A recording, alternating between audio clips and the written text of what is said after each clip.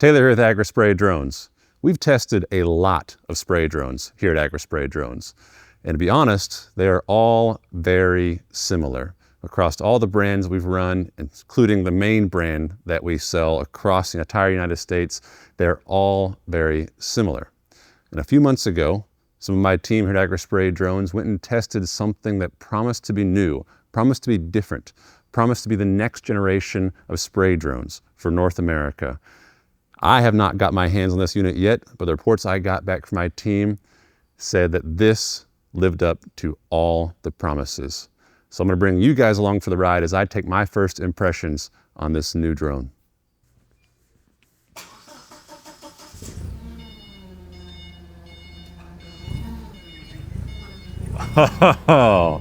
Ladies and gentlemen, the EAVision J100. This is a drone like we have never seen before. Yes, it may look similar to what we've seen on the market, but I promise you the features, the specifications, the hardware and the software on this thing will bring changes to the US market for spray drones that will propel us into the next generation. So, this is my first time seeing this. I'm a little taken aback just by, first off, for a 45-liter drone, how compact this drone is. You know, the other systems on the market, they've got giant radars that sit up here. They've got 2 double-stack motors here. They've got arms and tanks that sit out way wide. This is a 45-liter drone that is even more compact than the many other systems on the market today. Okay, where do we begin? Let's start with the drone. Let's start with kind of what we'd go through with any other spray drone. We'll look at the spray system. We'll look at the radar, actually LiDAR in this case. We'll check out the camera system, propulsion system, the frame, how it folds. We'll look at the chargers, the batteries, the remote. We'll go through the entire system and give you guys a deep dive as I look at this for the first time with my hands on it the first time. Okay, so first off, this is a quadcopter, meaning 4 arms, 4 motors. The size of these motors here, compared to some of the other systems that we've seen, are huge. They are aluminum housing, very industrial quality. We don't get that cheap plastic on the top like we see in some of the other drones. This is a very high quality motor and a massive ESC on here. Now what I like about this here, the ESC is mounted on the top with these giant cooling fins. Now, a propulsion system on a big drone like this is really, really important, not just to have a lot of power, but to have a lot of cooling. So you want redundancy in power, obviously, but you want to have more power than you actually need and a way to cool that power down, and that's what's happening right here with ESCs mounted on top. You get heat dissipation that goes straight up, and you get air that goes straight down over the top of it. Really, really good design in my opinion. Not only that, but incredibly simple. From a repairing standpoint, this looks way more simple than some of the other systems that we've looked at. You know, the chances of a drone going down at least once in its lifetime, you know, it's probably going to happen, or you're probably gonna have to replace something, right? And so having a very simple 1 ESC, 1 motor with these big bolts on top of the props make replacement, it seems very, very simple and very easy. Moving down here, this is very similar to what we've seen in the past. We have a locking mechanism for our arms. So even when we pull here on our cam lock, it does not come undone until we release the locking mechanism, pull that back. Really simple folding design. Really tight. And only 4 arms. Only 4 arms and only 4 props, meaning setup will happen very quickly. All right, let's look at the front of the drone. Something I'm incredibly excited about. The biggest feature that I think this drone will bring to the market right here is this little box right there. We haven't seen anything like this on any other spray drone. This is LiDAR. LiDAR forward and LiDAR down. What does that mean? Well, this is your obstacle avoidance and terrain following. So you've got a very wide field of vision coming out the front of the drone and out the bottom of the drone. This is not radar. This is like we've seen on the other systems. This is not binocular vision like we've seen on the other systems. This is LiDAR, meaning that it senses very precise surfaces and small surfaces as well. So anything down to 1 centimeter in diameter, it can sense really far away. And LiDAR not only senses that, but builds out a topography map, if you will. On the software, which when the guys were testing it, they sent me back some videos. The other systems on the market today, they claim to build out a topography map as the drone flies. This literally does that in real time, and you can see that on the software. Meaning as it's flying, it shows you the location of the drone on a digital map and the terrain ahead of it, below it, and behind it. So it knows way out ahead of the drone if there's a hill coming up, if there's a power line, if there's a tree, if there's a center pivot, it will sense that and build out its flight map way ahead of the drone, jumping over terraces, jumping around trees at up to 10 meters or 32 feet per second, full obstacle avoidance. That's what LiDAR gives you. No other drone on the market has LiDAR like this one does here. The biggest feature on this drone by far, in my opinion. Very similar to other drones, we've got 2 big headlights up here for working at night. Now, something to note here on the LiDAR is other drones that use binocular vision, you have to have a lot of light for that drone to see the obstacles or the terrain in front of it. You can actually operate this without any lights on it because a LiDAR, it doesn't matter if you have fog, if you have rain, if it's daylight, if it's night, if you're flying over snow, if you're flying over water, it doesn't matter. It can see right through all of that.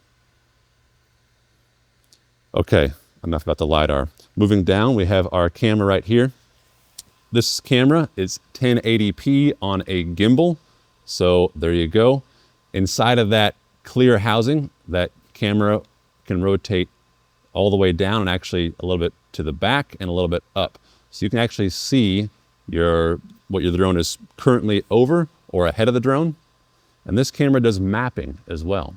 So like with drones like the Mavic or the Matrice, that's typically what we use to do our orthomosaic mapping.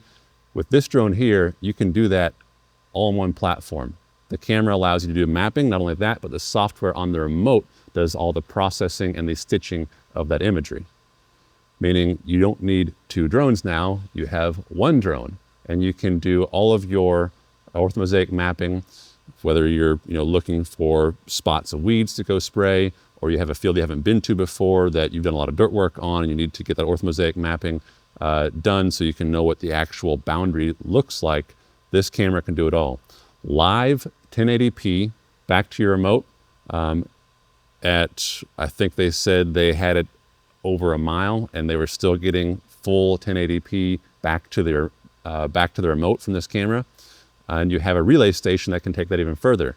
Not only that, but this camera acts as a dash cam, meaning that it does live recording of every flight, sends that back to the remote.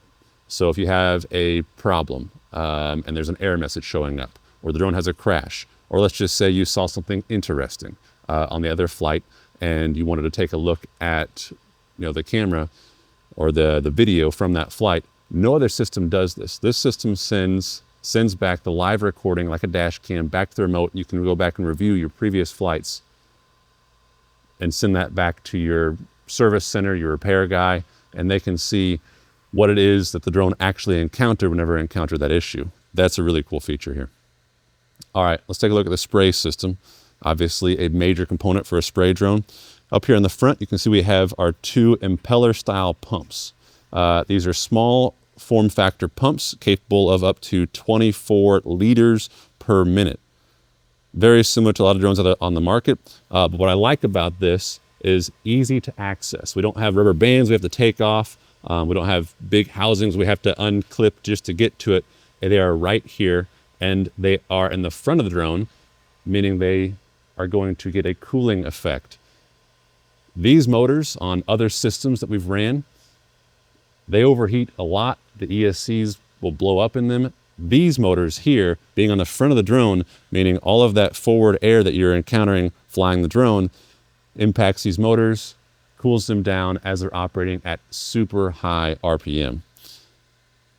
And obviously very easy to service. And an impeller style pump, means that these motors are incredibly low maintenance. And to maintain them, that clip comes off, the motor pulls out, and there's your impeller. Really, really simple design. All right, moving around to the back of the drone. So we talked about LiDAR on the front being your forward-facing obstacle avoidance and terrain following. And some other systems only have forward-facing terrain following and obstacle avoidance because obviously you're traveling forward 90% of the time. But what about that 10% of the time you're going backwards or going to the side? That's where you need side obstacle avoidance and backward obstacle avoidance, and right there you go. Very similar to a lot of other systems that we've seen. A reliable rotating radar inside of there. So this radar inside of here will spin, just like what we've seen on some other systems.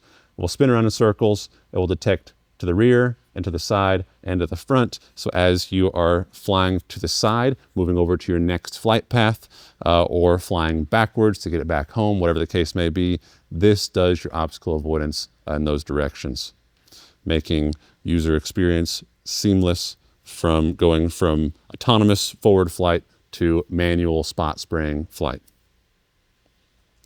All right, over here, this is our rotary atomizer, very similar to many other drones as far as the, the actual rotary atomization part of it.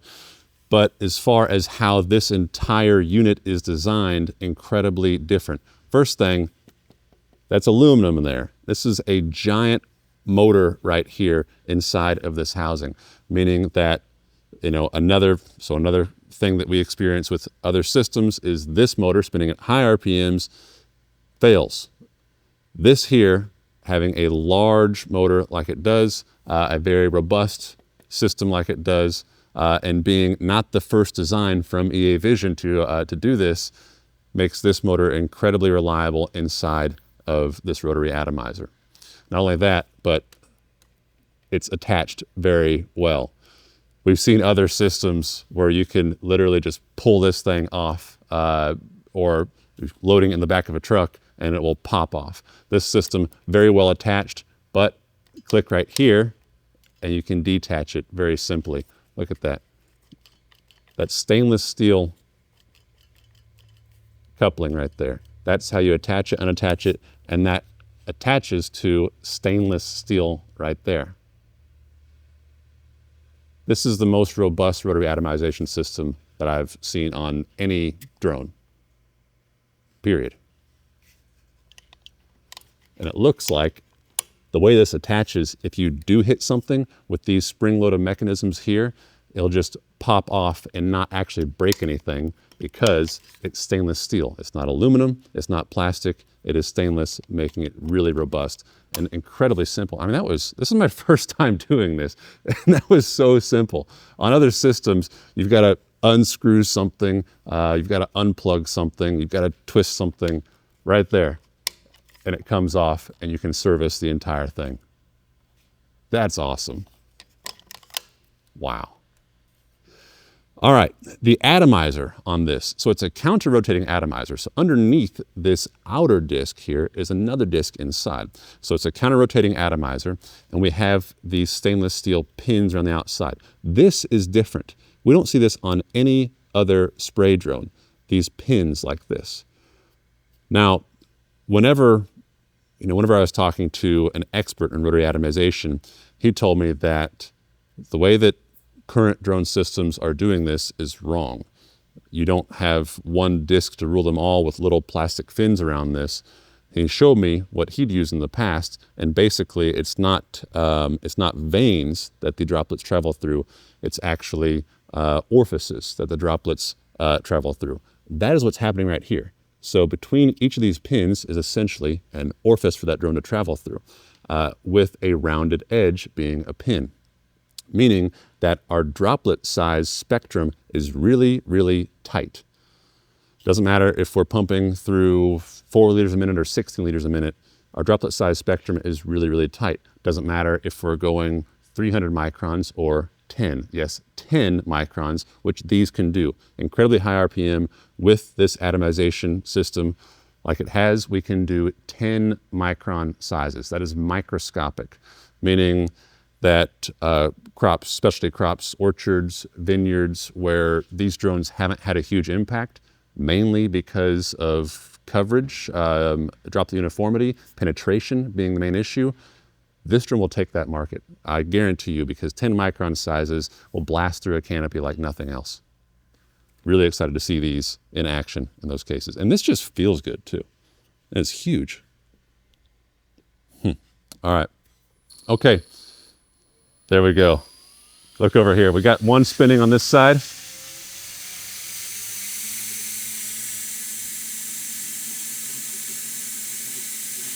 That just sounds heavy. That sounds way more robust, and it sounds like an airplane engine, honestly. I've never heard a rotary atomizer sound like that. That's awesome.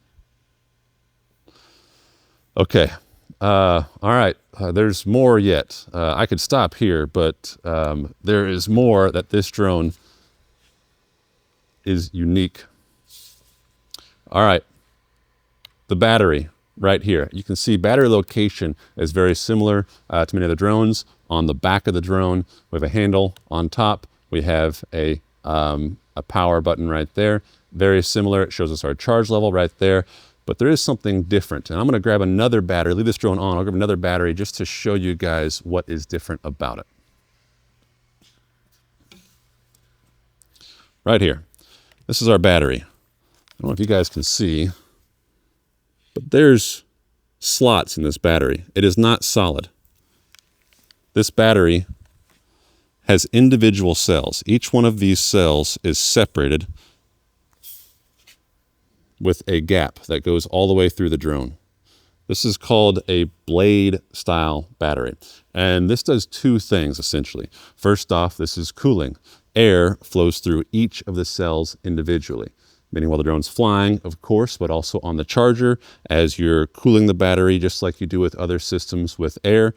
It is blowing air through each of the cells, not through one little slot up here in the top like other systems do. Each of the cells is blowing through separately. The other thing this allows us to do is allows us to have modularity. Modularity meaning that we can actually repair this entire battery. Now we've gotten used to this with many other spray drones, right? They need to be repairable. They're used every single day on the farm throughout the spray season. And so if something happens, if a pump goes out, if a motor goes out, if it crashes, whatever, the drone has always been repairable on every other system. That's gotten easier. The battery has never been repairable on either system. The EAVision J100 changes that. The entire battery is repairable. If this cell goes out right here, you pop these 4 caps off right there. This entire top section lifts off, and you can pull this cell out, replace that one cell. If your pins go out, or if the board goes out on top, you can pull off the top and replace the entire top. This is the first modular battery from any spray drone manufacturer on the market today. This seems like a small thing, but if you're a spray drone operator, I can tell you this is not a small thing. These batteries are not cheap, and if you damage a battery or a battery goes out, especially after warranty, that's a huge, huge cost burden to the operator, and this changes that. A battery that can finally be used long-term and replaced long-term. Not only that, this is really, really good construction here.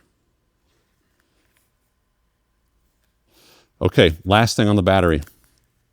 Notice we have separated terminals on the left and on the right. Now what's this all about? Why do we have separated terminals? You can see right here, it says positive and it says negative, meaning this side of the battery here, this terminal on this side, that's your negative terminal. This terminal over here, that's your positive terminal. The terminals are separated positive and negative. Normally on other drones, we have just one terminal. We've got positive here, negative here. On this battery, they are separated on the left and the right. This does two big things. First off, we have more contacts for both positive and negative. We've got, looks like 1, 2, 3, 4, 5. We've got 8 pins on both positive and negative, not 4 and 4, 8 on both, meaning power transfer efficiency is increased. The other thing this allows us to do is increase IP protection. The drone itself is very IP, every spray drone is IP rated now. But the battery terminals themselves, if you get water on your battery terminal, you put a battery in there and it crosses positive to negative, that's not good. Water is a conductor of electricity. And so that means the drone either will A, short out something, or B, just not start up because it will detect that. By separating positive and negative on the battery and on the terminals on the drone, you can literally have an entirely wet negative terminal, put the battery in there, and the drone will operate just fine. This drone brings so many things to the table that are brand new. It's like, why is nobody else thinking of this? This is awesome. Okay. The charger, let's get to this. Here is the charger. Now, normally, we would say this is the cooling station. We would show you another box that is the charger. This is the charger and the cooling station. So we have our fans right there. And we have our charger underneath. And we have one set of cords. Again, a very simple concept that no other drone brings to the table. This means that you don't need to bring a charger and your cords to the charger and your cords to the cooling station and your cooling station or your two cooling stations. This box, that's all you need. 9,000 watts of power. Battery charging times are essentially a 1-to-1 ratio as far as flight time to charge time. And again, just like everything else, it is modular. Right here, these are our terminals for our negative, and you can clearly see that. Red right there, or black right there, red over there, positive, negative. These are the most sensitive things on a drone as far as, or a charger system as far as, damaging from use and from wear, as these and your guides. Right there, we have 4 bolts. This comes off. We have 2 bolts for our 2 positive, 2 bolts for our 2 negative. This can be replaced in the field. Very simply, very affordably as well.